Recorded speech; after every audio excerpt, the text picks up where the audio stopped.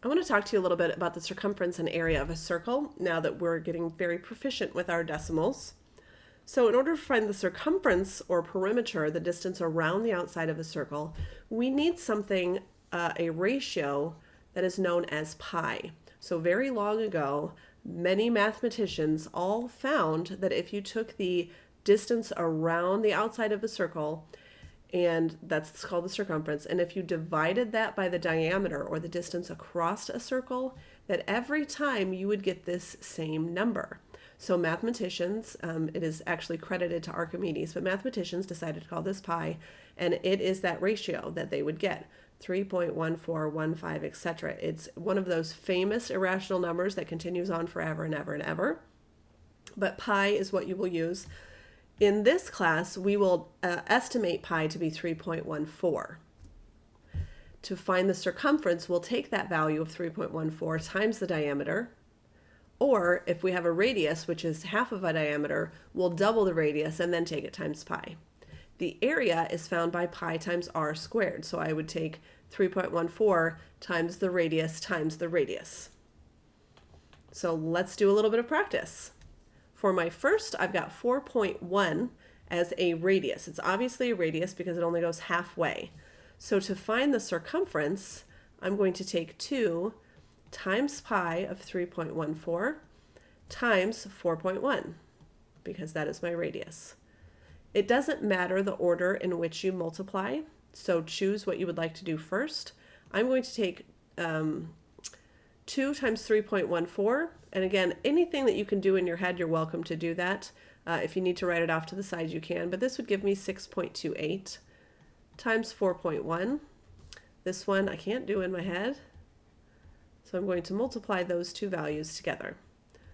1 times 8, 1 times 2, 1 times 6, bring down a 0, 4 times 8, 4 times 2 is 8 plus 3 is 11. 4 times 6 is 24 plus 1 is 25. That gives me 8, 4, 7, 5, 2. And 1, 2, 3 decimal places later, I would get a circumference of 25.748. And this is going to be labeled as inches because circumference is one-dimensional. You could walk around that circle and just go in that straight line, and there's nothing in between. For area, I'm going to take pi times r squared, so 4.1 squared. Now, it's up to you. You could write this 3.14 times 4.1 times 4.1, or 4.1 squared, as we have. But remember, that just means I'm taking 4.1 times 4.1. So 1 times 1, 1 times 4, bring down to 0, 4 times 1, 4 times 4, and I get 2 decimal places. So when I squared 4.1, I got 16.81. And now I have to multiply those two values together. 16.81 times 3.14, and I'm kind of running out of room here. If I multiply those together, which I did on a separate sheet of paper, I get 52.7834, just because I knew it would take too much room. Now, it doesn't ask me to round, so I won't, but I do need to label this as inches squared.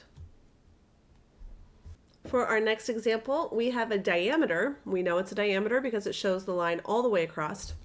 And so for this one, we are going to find pi times d in the circumference. So that's 3.14 times a diameter of 3. Again, 3.14 times 3. If you can multiply it in your head, you should. If you can't, then write it off to the side, and you would get 9.42. And that would be the circumference, 9.42 feet.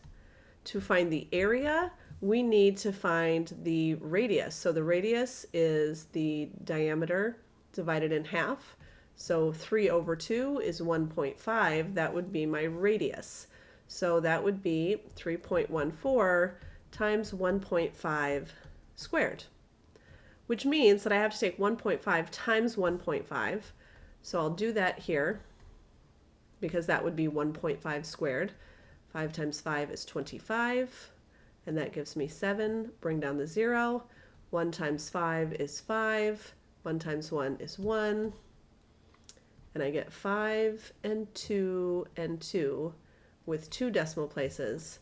So 3.14 times 2.25. To find the area, I simply need to multiply those two values. So 3.14, we've got more room this time, times 2.25. 5 times 4 is 20.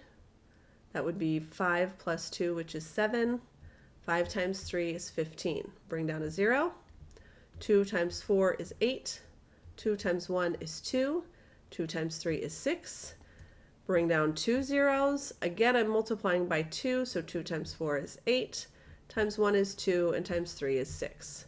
And now we're adding 0, 5, that would be 16, that would be 10, that would be a 7.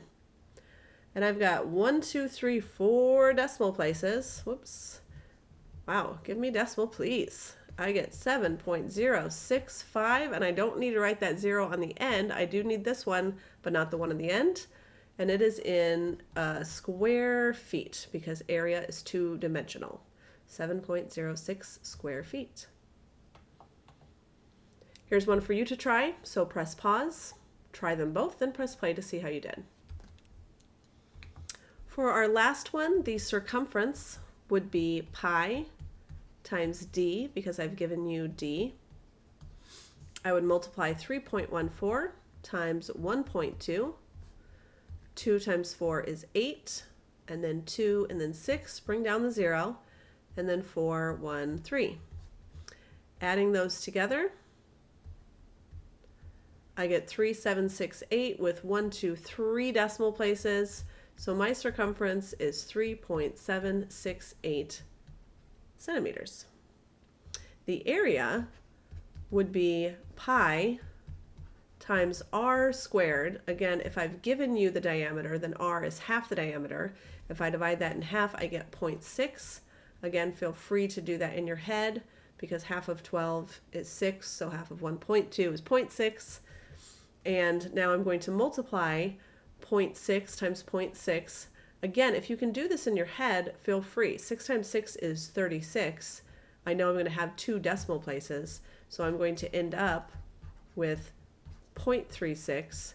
But if you're not sure or can't do that in your head yet, go ahead and multiply it out. I've got 2 places, so 0.36. And now I'm going to take that times 3.14. 6 times 4 is 24. That gives me 6 plus 2, which is 8. 6 times 3 is 18, and bring down a 0. 3 times 4 is 12, and that would be 3 plus 1, which is 4. 3 times 3, which is 9. And I'm going to add, that's 4, 0, 3, 1, 1. And I've got 4 decimals. And so my area is 1.1304 square centimeters.